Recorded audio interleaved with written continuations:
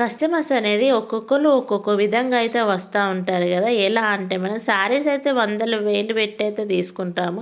ఇక లైనింగ్ క్లాత్కి వచ్చేసరికి ఫాల్స్కి వచ్చేసరికి ఎలా ఉంటుందంటే తక్కువ రేట్లో లేదా మనకి 40 రూపీస్లో లేదా 50 రూపీస్లో లేదా అని లైనింగ్ అడుగుతారు. ఫాల్స్కి వచ్చేసరికి 15 రూపీస్లో లేదా 20 రూపీస్లో లేదా కదా, ఇంతే కదా, ఇంత కాస్ట్ అని అంటూ ఉంటారండి.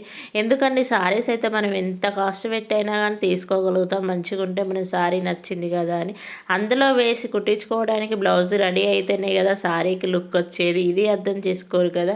మనం ఎవరైనా కానీ మనం కస్టమర్స్కి వచ్చేటప్పుడు అయితే మన శారీస్తోనే ఉంటుంది కదా లుక్ అని అనిపించేది, దానిలో కుట్టిన బ్లౌజ్తోనే ఉంటుందని మన అట్రాక్టివ్ అనేది. చూడండి, మనం శారీస్కి ఎంత వాల్యూ ఇస్తామో అందులో బ్లౌజ్ కూడా అంతే వాల్యూ కదా మనకి.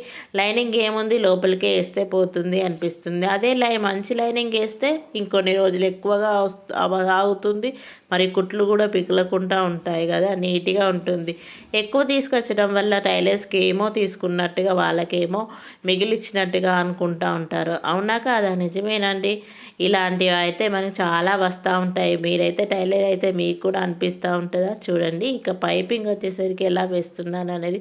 ఇక్కడ పైపింగ్ కాడ కూడా వచ్చేసరికి అండి మన థ్రెడ్ అనేది పైపింగ్ వేయమంటారు. ఇక థ్రెడ్ కావాలి, కలర్ కోసం దానికి మనకు క్లాత్ కావాలి, ఇవన్నీ ఆలోచించి పైపింగ్ అమౌంట్ ఎక్కువ అడిగితే ఇలా కూడా అంటారు కదా.